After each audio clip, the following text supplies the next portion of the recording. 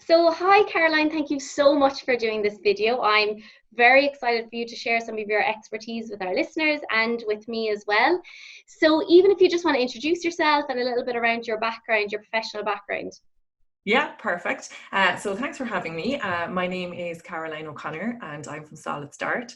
So I'm a registered pediatric dietitian and I'm also a lactation consultant and I'm founder of Solid Start. So I graduated 20 years ago from Trinity, and I, like most dietitians, worked for a little while in hospitals.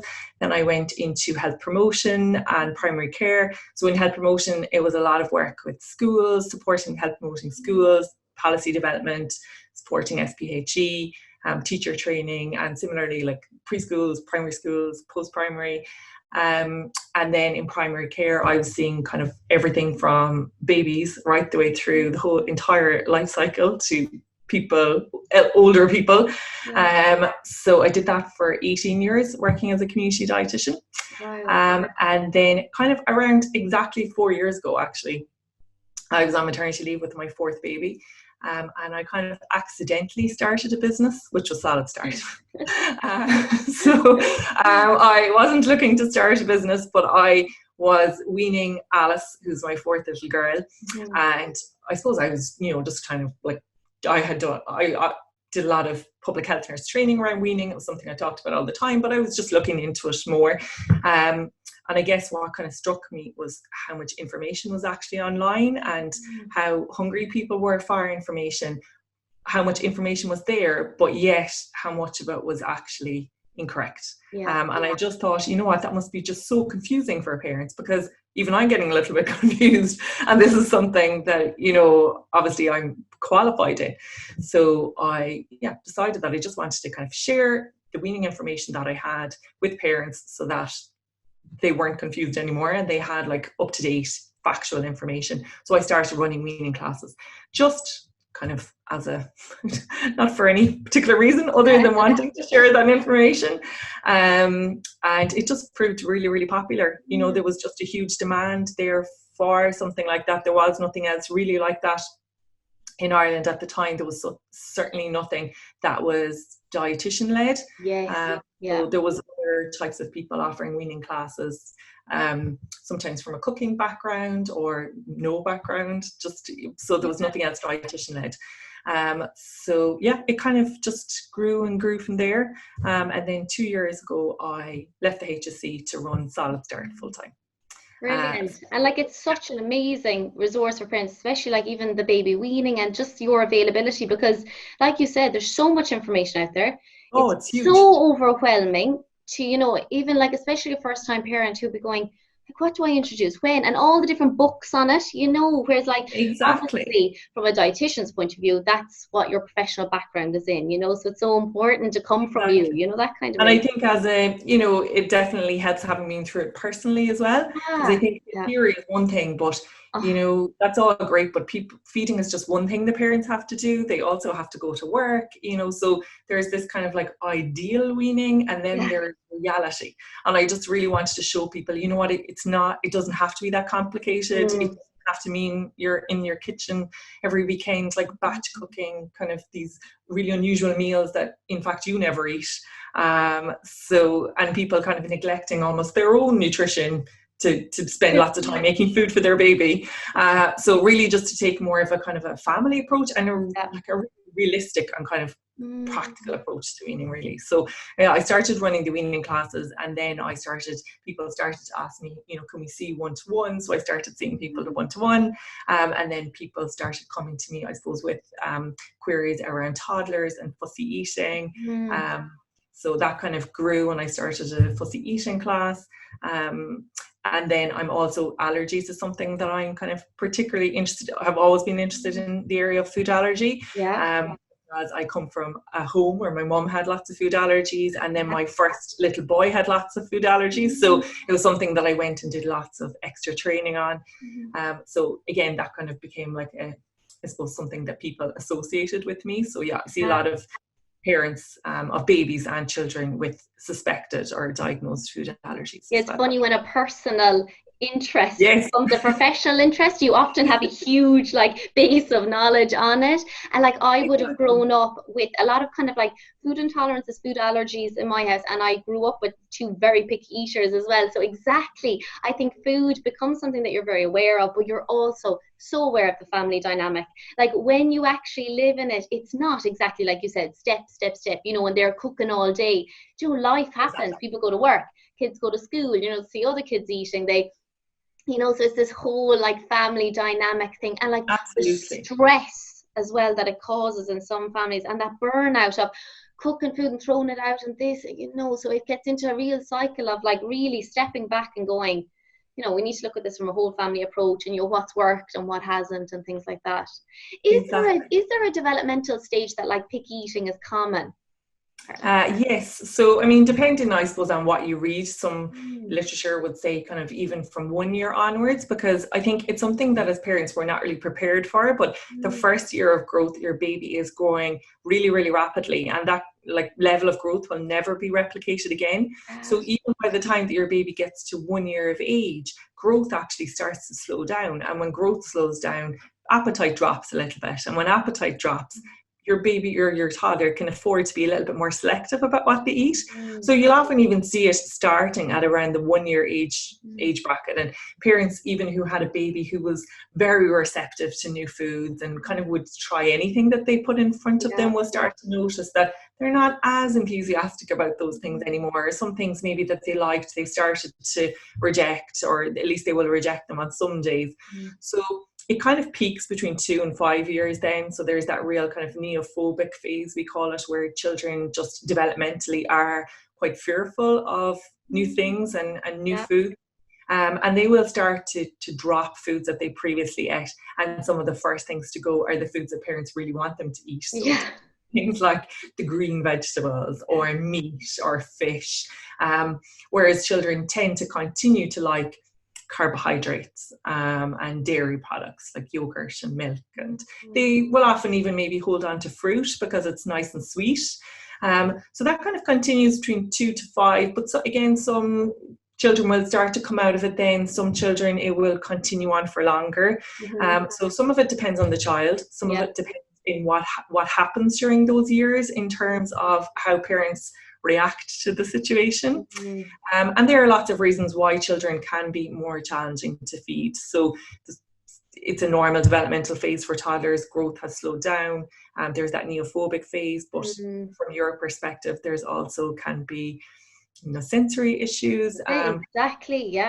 Yeah, there can be kind of actual problems with chewing. That's still maturing. Children, I think sometimes we think by the time they get to 1, they're you know, completely skilled at eating, but in fact that development goes on for many years after that. So particularly with regards to meat, you know, that's quite a challenging texture for children to eat, so they need still time to kind of learn how to do that properly. So that's an issue. And then if somebody had maybe a negative feeding experience, so maybe they had reflux, or I know you had mentioned before some clients who were tube fed, or, you know, so all of those things as well will have an impact. And then, so a lot of it is outside of parental control. But the one thing the parents can do, we can't change genetics, we can't change their age, but what we can do is we can change the atmosphere around feeding, and try and create positive feeding experiences. So that's really where I help parents kind of in that space. So like, when would you feel then, if there are some developmental stages that it's typical, you know, to have like some regression in terms of certain foods, when do you feel a parent should get the help of a dietitian if they're really concerned around the picky eating? When do you feel? Yeah. So, I mean, I suppose there's 2 things I would always say to any parent. If you're struggling at all with feeding, seek help early, because a lot of these issues as well can be dealt with and can be resolved more quickly if you get help earlier on. So even if we can talk about some of the red flags, I suppose, for more children who are at the extreme end, but even if your child isn't at the extreme end, and you're just struggling, and even as a parent, you find that mealtimes are becoming challenging, then absolutely seek help. from a dietitian, or somebody who can talk to you about not just what to feed your child, but really more importantly, how to do it. Because most parents know what they want to feed them. They're just not sure how to go about structuring that in the home. So definitely for all parents, like up to 75% of parents say they struggle with a picky child. So absolutely go get some help, and 1 or 2 sessions maybe, or a class will probably give you the skills that you need to avoid a lot of the pitfalls kind of further down the line. In terms of children who maybe there are kind of like some red flags around feeding, the common ones would be obviously if your child is not gaining weight or they're falling on the centiles. So there's a concern there about growth. If your child really struggled during the weaning process, so if you really struggled to move your child on maybe to pureed food, and then from pureed food maybe to more lumpy food or finger foods, it definitely would be worthwhile getting some help with that. Again, it doesn't necessarily mean that there's any issue there. So some of that can be a timing issue that maybe you didn't kind of progress along in a timely way. So sometimes it's just something as simple as that, but you might need some help with that. If your child's having a problem like with a lot of vomiting at meal times, or if they're older and they're still doing a lot of gagging around meals, I would definitely get help with that. From a dietitian point of view, if your child is completely excluding an entire food group, it definitely would be time to get help.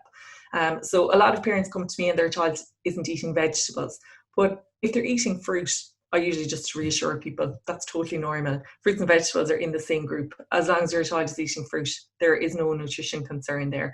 But if your child isn't eating any fruits and vegetables at all, then it definitely would be beneficial to talk to a dietitian. You might need some supplements even in the short term until you can introduce more foods into the diet, or other important nutrients like iron if your child's not eating any iron containing foods. So again, a lot of children mightn't eat meat, but they might eat other foods that contain iron. That's fine.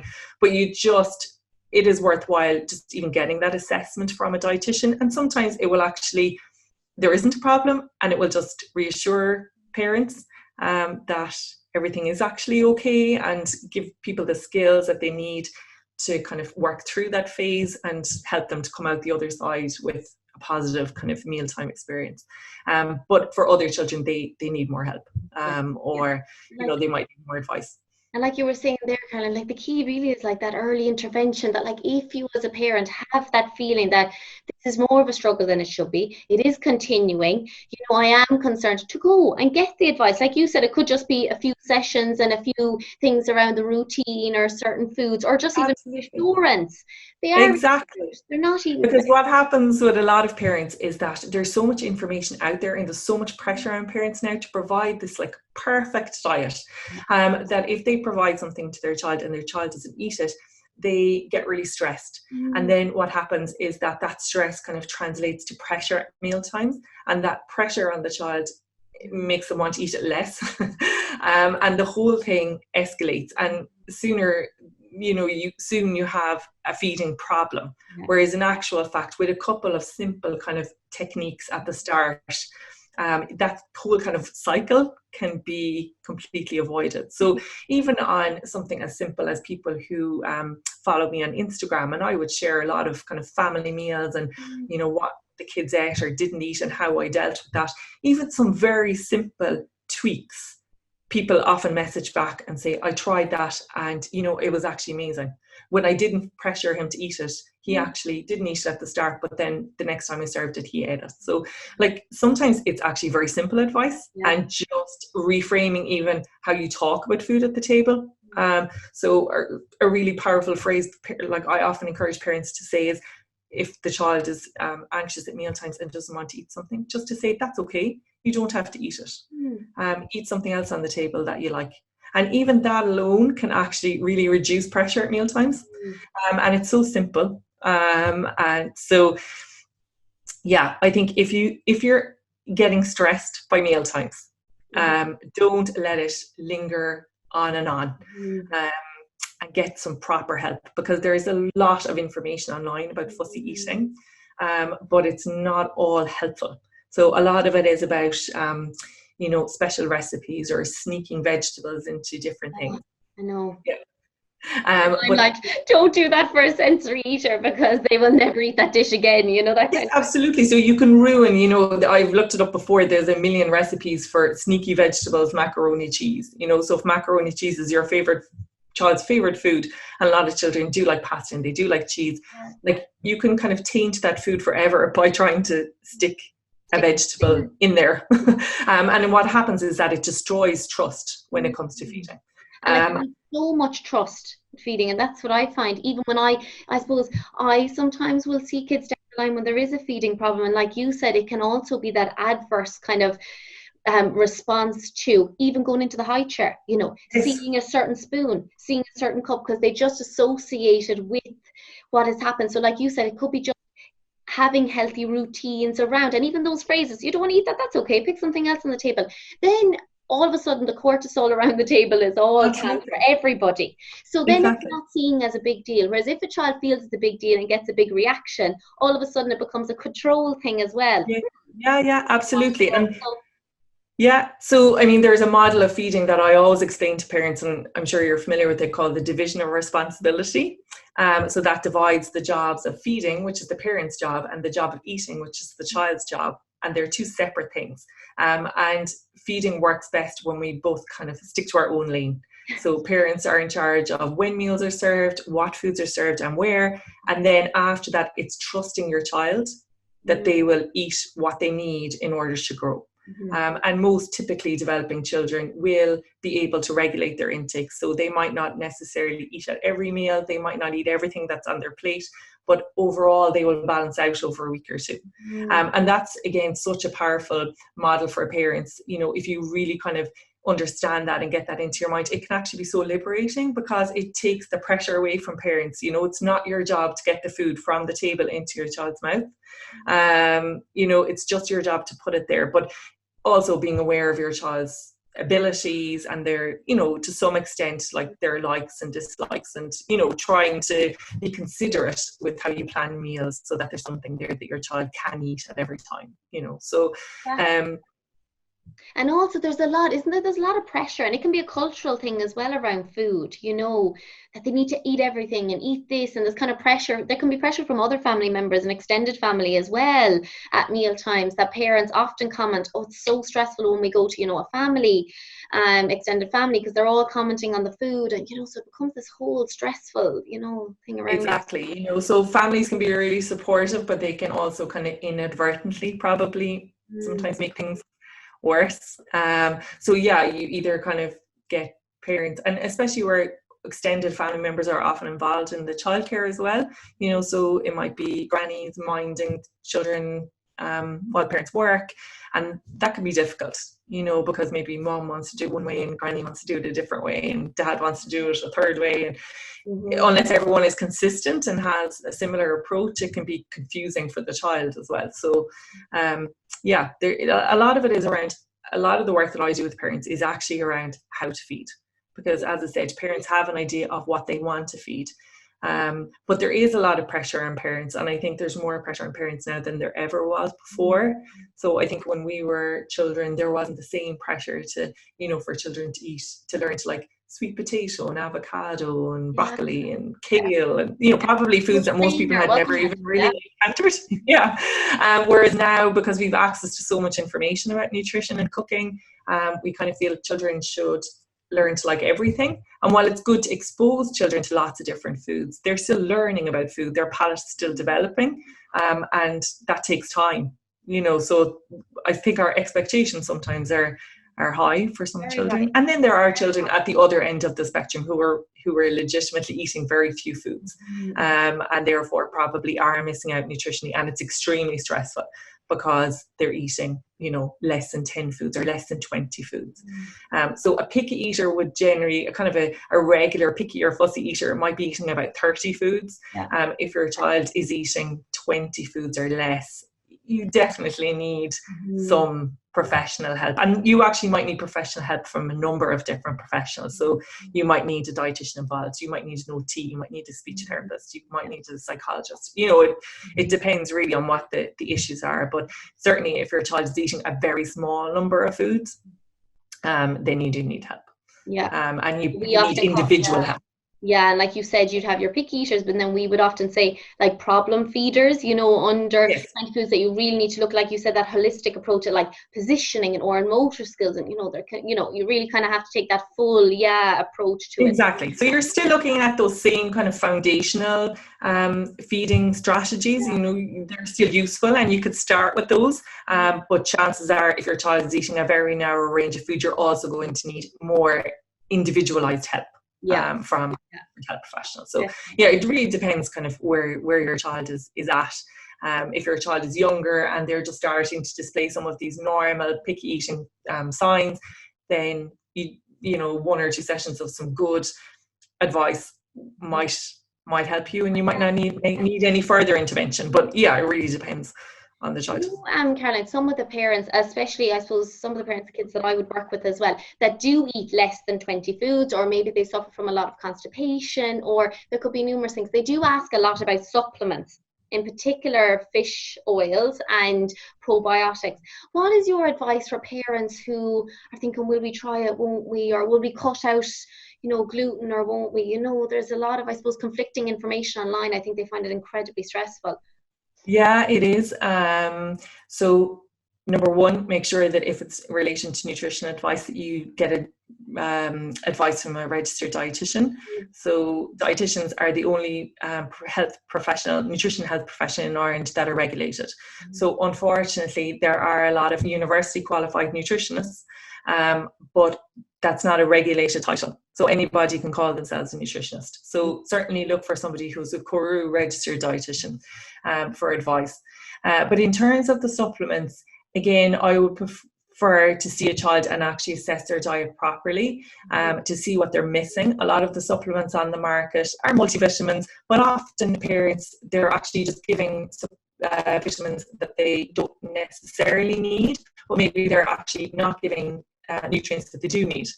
So a lot of the children that I come across, they might still actually be eating maybe some fruit.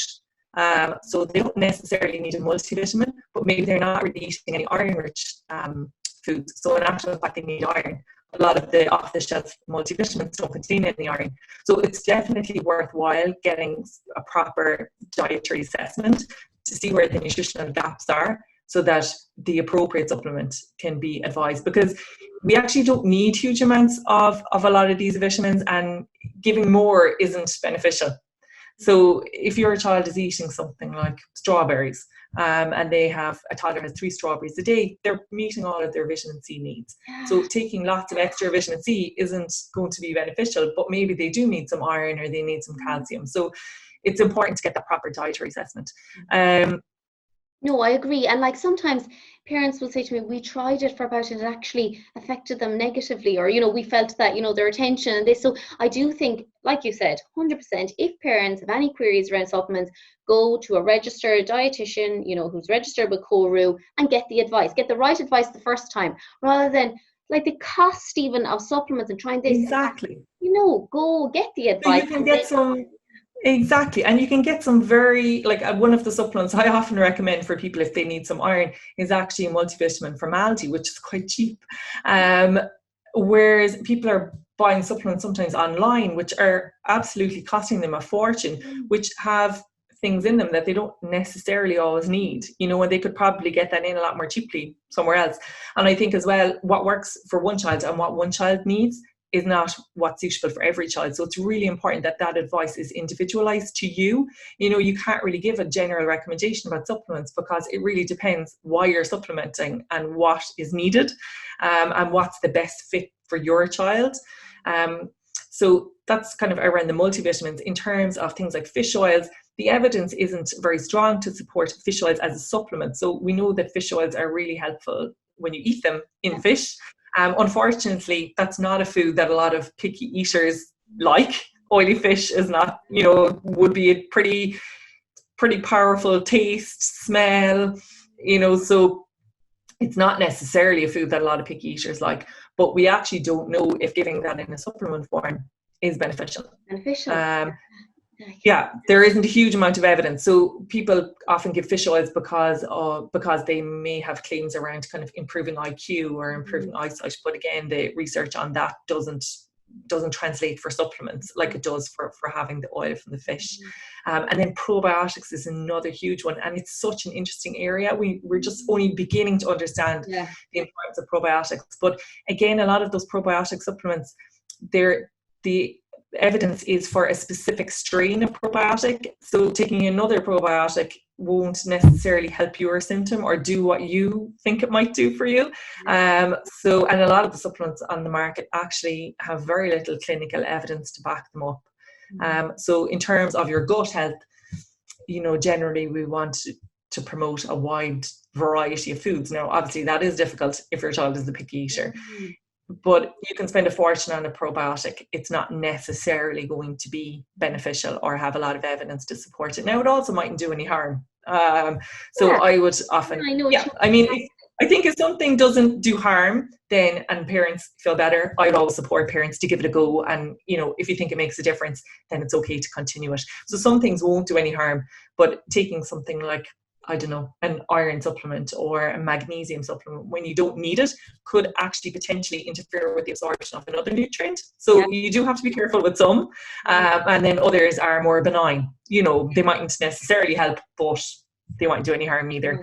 And then exclusion diets, you do have to be very careful, because excluding an entire food from your child's diet, whether that's dairy, needs to be really supported by a dietitian, because a lot of the substitutes on the market are not equivalent in terms of nutrition. So there's lots of people out there doing things like allergy testing and intolerance testing, which is not valid. It's not scientifically valid, and they're trying to often sell you supplements to bridge those gaps. So really, if you're considering taking out an entire food group, a dietitian will help you and will ensure that your child's growth and their nutritional status is safe while you do that, and also talk to you about, okay, we'll do it for a defined period of time maybe and see did the symptoms clear up, and then we'll actually look at reintroducing it. So as dietitians, we're all about helping people get more things into their diet rather than taking lots of things out. I know, and especially like you said, for picky eaters, like sometimes I find, of course, parents read up and they say, right, we're going to cut out gluten because there is a lot of constipation or they're very bloated. But then in my head I'm thinking, oh my god, maybe like 7 of their 20 foods are crunchy gluten products. So it's really weighing that up. It can be like such a big thing. And I suppose that moves on to, like, Carolyn, what would be your advice for parents as well whose children like suffer from constipation? Because like this obviously is something that comes up hugely, and with all age groups, that kind of babies right up. Like, what would be your advice around that? Exactly. So constipation is really, really common. It's one of the most common reasons people go to their doctor with younger children. So it's very, very common. It's often just functional constipation. There is no specific reason for it. It just happens. Sometimes it can be improved by diet. Sometimes parents have maxed out the diet, and there's actually nothing more they can do diet-wise. And in that case, they do need to go and talk to their GP and possibly get some help in terms of like a laxative. A lot of parents are very reluctant to do that. They don't want to be on long-term laxatives, but the laxatives that are used for younger children, they don't create a lazy bowel. All they're doing is pulling water into the bowel. So some children legitimately do need that, but it's always worthwhile looking at diet first. So there's 3 main things when it comes to constipation: fiber, fluid, and fruit. So fiber, we're looking at all types of fiber. So lots of different foods contain fiber. So most parents, if they come to me with constipation, they have already switched their child over from white bread to wholemeal bread. They've switched, to Weetabix or porridge. So that's kind of the one that most people know about. They've already done that. Other things, I suppose, which are less well known, might be using things like pulses, like lentils or beans. Like even just tinned baked beans on toast is a very high fiber lunch, and is simple to make. Using things like nut butters, like smooth nut butter, or like ground seeds can be really helpful. So like ground flaxseed or ground chia seed. You do have to kind of introduce those gradually to your child, but that can be helpful. And different types of fruits and vegetables, if your child obviously will eat those in different forms, and not ideally pureed. So more grated or mashed, or depending on the stage of your child. Like, the more processed they are, the less fiber they have in them. So yeah, kind of, and if you can leave the skins on, great. So it might be something like potato wedges with the skin on, you know, so trying to make them in a texture that your child enjoys. So they would be kind of the main foodie type things. And then fluid is obviously really important. So making sure your child is drinking enough without forcing it and it becoming a battle as well. And sometimes that does mean that while we say kind of things like milk and water are the best drinks, you might have to use maybe a little bit of sugar, no added sugar cordial, you know, if your child is drinking nothing. So again, it's trying to weigh it up for the individual child. There's the ideal, and then there's exactly what you need to do. And then certain types of fruits, which most parents have come across, so things like prunes, apples and pears, they have something called sorbitol in them, and that is a natural laxative. So having a little bit of those juices, for younger children, we would dilute them. For older children, they can drink them undiluted. That can kind of stimulate water into the bowel, and that can help to soften things up. So they're the three main things really: fluid, fiber, and fruit. Yeah, having a little bit of advice, and like you said as well, go to your GP if it continues.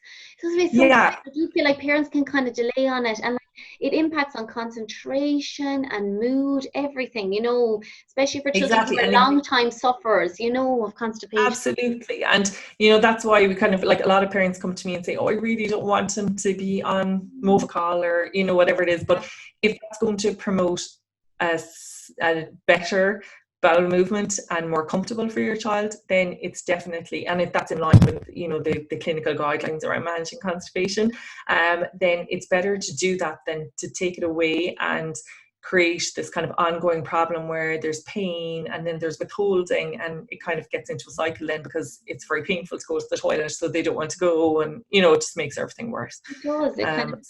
And even like you were saying about the water, that's a big thing that I'd be talking to parents about, getting into a healthy routine of drinking water, you know, when they're younger as well. Are there other tips that you have for parents around creating, you know, healthy routines or strategies from the beginning around food? And I know you'd mentioned there around, you know, if you pick eater, to say, you know, if you don't want to eat it, you could pick something else on the table, you know, to eat. Are there other tips that you have for parents? So I suppose the main one, as you said, is routine. So creating a predictable routine throughout the day. And I think it's difficult in kind of this day and age. It's particularly difficult in the time that we're in at the moment, in the lockdown. We're all at home all the time, to have a routine. And a lot of children end up kind of in a grazing pattern when it comes to eating. So definitely right from the get-go, I mean, when you're feeding your baby initially, if you're breastfeeding, it's going to be on demand. So there isn't a huge amount of routine, and that's fine, because that's the way it's meant to be. But as you start to introduce more solid foods, try and serve those foods at predictable times throughout the day. So you don't have to be rigid about it. It doesn't have to be, you know, right on the dot of 1 o'clock for lunch, but pick a routine that works for you and serve food at predictable times throughout the day. That's really helpful for children. They thrive on routine, and this is your area of expertise as well, you know, around routines. When it comes to feeding, routine really works. So whether it's for a child you feel is eating too much, whether it's for a child you feel is eating too little, or is just generally fussy, or just in general, making sure that your child knows when meals roughly come throughout the day is really helpful. But in between those times, not eating, because we want to have times in the day where we don't eat and we do other things as well, that we're not eating all of the time, because when we eat all of the time, we never develop feelings of hunger. And so we never know what it's like to feel hungry and then eat and feel full. So what we're trying to do when we develop routine is really get children to kind of tune in themselves to those kind of feelings of hunger, and know that when they sit down at a meal and they have something to eat, then they feel full, and to recognize those feelings. So for younger children in particular, after 1, we're looking at meals and snacks. For children under 1, really, we're looking probably just at 3 meals with some milk in between, but trying to have, that predictable routine. So it's the mom and dad who are in charge of when meals are served, rather than the child kind of trying to raid the cupboard or, you know, demanding food. Because when children demand food, they're looking for a certain type of food. So you can stay more in charge of meals when you know when they're coming. Yeah, so that's really, really important. And that's such a, like, because, you know, often parents say, oh, they're grazers, you know, they'll graze throughout the day. But from a sensory perspective for all children, even from my perspective, would be that exactly as you said, one of those sensory systems that's very important, that interoception is, I'm actually hungry now, or I'm full, or, so if we're not tuning into that and we're just grazing throughout the day, exactly as I said, we're not really in tune with what our body is feeling, what it needs, Absolutely. So one thing I always say to parents as well, they say, what happens if I serve dinner and there's something, I always encourage people to put one thing on the table that your child definitely will eat, because then if they're hungry, they can eat that and it just reduces pressure at meal times, whereas if you give your child 3 things on their plate they've never seen before, they don't like, that's going to cause a lot of pushback. So make sure there's one thing on the plate that they can eat. And parents often say, but what about if they try to leave the table and they haven't eaten anything? And I always just say to them, look, even if your child is quite small, check in with them. Say, is your tummy feeling full or is your tummy feeling empty? Because if your tummy is empty, now is the eating time. So you're not kind of saying, I want you to eat or I think you should eat. You're really, as you said, checking in with the child to see how they're feeling. And eventually they do learn how to do that. And children are generally quite good at knowing when they've had enough and knowing when they need to eat. I know that some parents will say to me, I know, and then they leave the table, and they haven't eaten anything, and then they're requesting something sweet. But, it's like, exactly, this is our eating time, because like you said, if children are requesting something, it's something they want. So it's often like a craving fruit, that kind of way. So it's often like a sugary or, So Caroline, we were just chatting there kind of around healthy routines and finishing off that. So basically you were kind of saying, getting into kind of like, patterns of eating at certain times so that, the parent is in control really when we have those meal times. And I think like what I was saying from an OT perspective as well, that makes a lot of sense because it helps children then feel hungry at certain times of the day, and it just develops a better routine. And even sitting down, like I always say when we're talking about, children having difficulties eating, I say the first step is actually creating a routine, like sitting down at the table, because even for that experience, children are exposed to other smells, other people eating. They're part of that social aspect of eating rather than taking their preferred foods into the sitting room, sitting on a couch. It's so important to get that, that feeling of, this is a social event as well, and we're all going to sit around together, and it's just that healthy, isn't it, pattern around exactly food. And it's not just about how much you eat, there's lots of other benefits to family meals as well. So definitely making it a pleasant experience. And I know as OTs as well, I think you're big into kind of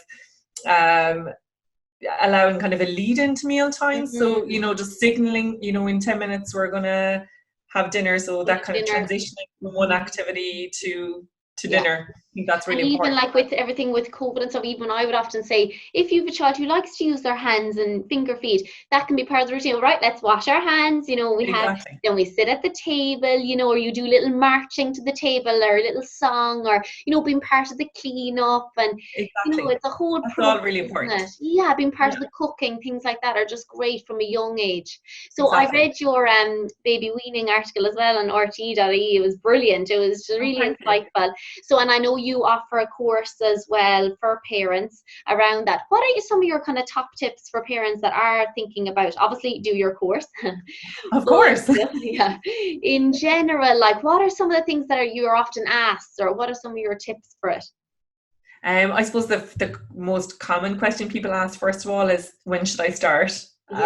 So I mean, and that can be really confusing when you look it up online. So it seems like a simple question, but yet the answer is often you get conflicting answers. But the guidelines are around 6 months. But that every baby is unique. So you're really looking out for developmental signs that your baby's ready for solids. And if people go onto my blog, even I have all of those on my blog in an article. So I'll attach that actually for people to read. I can even link to that blog. I won't go through them all now, but obviously I'll cover it in my class. So one, making sure that your baby is ready, but that might be not the same time as somebody else's baby exactly. Even when people have twins, like one twin could be ready, but the other twin mightn't be ready, which I know is a bit inconvenient, but your baby does best with weaning when they're actually really ready first developmentally. So that's the first thing. Second thing is really making sure that sitting position is good, so that they're comfortable in their high chair and that you've chosen the right high chair. You don't have to spend lots of money, but just making sure that they're well supported and their feet are resting on a footrest for that kind of core stability is really, really important. And then just, I suppose, just relaxing about it. Like, it should be a fun experience. So particularly the first month of weaning, it's not about quantity. So just let the quantity go. This is really just about getting your baby, who only knows at the moment how to drink milk, to embrace things of other textures, things of other colors, other tastes, and developing those eating skills. So whether that's taking food from a spoon or whether that's finger foods, and if your baby's 6 months or over, and you can do a combination of both, but just kind of being relaxed about it and not worrying about how many teaspoons or are they eating at every time. So just kind of enjoying it. It should be a nice process, and if you can, sit with your baby and eat as well. So like from day one, you're kind of including your baby in those family meal times. It mightn't be the exact family dinner, because maybe that occurs after your baby has gone to bed, but try and sit with your baby. So it's not like you feeding your baby, it's really you and your baby sharing food together. And I think kind of look at it that way, it seems less intimidating. I mean, there aren't a whole pile of rights and wrongs when it comes to weaning. There are a certain handful of foods that obviously you don't want to give your baby, like foods that are high in salt or foods that are high in sugar. But other than that, you really want to expose your baby to a wide variety of foods, but without the expectation that they're going to eat a lot of those foods, or some of them they mightn't even eat them the first time, but it's about that continued exposure. Not just giving your baby foods that they like, but giving your baby lots of different types of foods, and they'll like some straight away, and others they'll take a little bit of time to learn to like. So I often encourage parents to start maybe with the vegetables, because they're a little bit harder to like. And if your baby starts with those, it's easier then to introduce other foods afterwards. Whereas if you start with a lot of the sweeter baby porridges or fruit purees, it can be more challenging to get the more bitter tasting things and more savory tasting things in later on.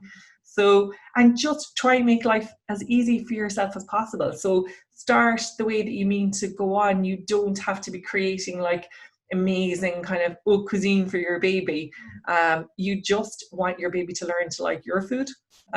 So as much as possible, try and adapt your food to make it suitable for your baby, rather than, really elaborate weaning recipes that you can't see yourself making in the future.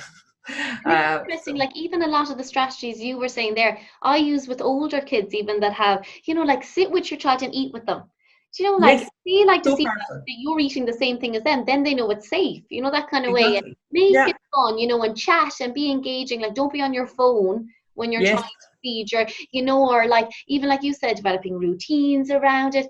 Like it's all, you're really starting off those steps that do continue on with an older child. Absolutely. You're just starting as you mean to go on. You're just introducing your baby to family meal times, family food. It's not complicated.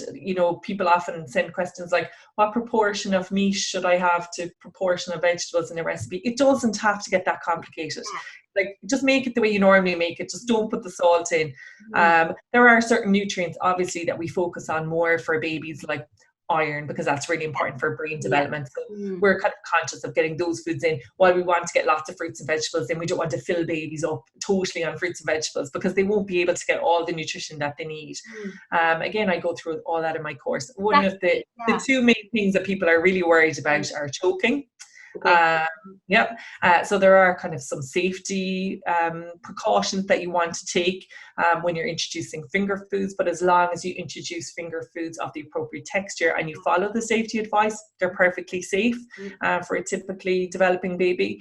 And the other thing is introducing allergens. So people are quite fearful, obviously, about how would they introduce peanut butter or peanuts. And most people know now that we recommend trying to get those in sooner rather than later to prevent allergy. But people are just understandably a little bit anxious with introducing those foods. Again, there's some very simple guidelines that you can follow for safely introducing those foods at home for the majority of children. And you share so many good resources on your Instagram, just like quick posts for parents to really get the right information. And like you said, your course is so valuable. So if parents are concerned or anxious, do the training. Do you know what I mean? Get support from other parents, get support from you.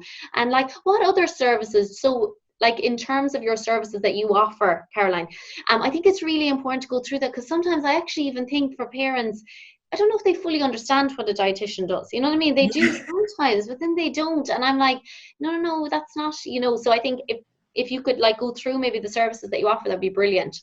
Absolutely, yeah, because you're right. A lot of people don't understand. And actually, it's funny because I did something a while ago. And when you Google dietitian, all of the images come up with the dietitian just surrounded by lots of fruit and a tape measure.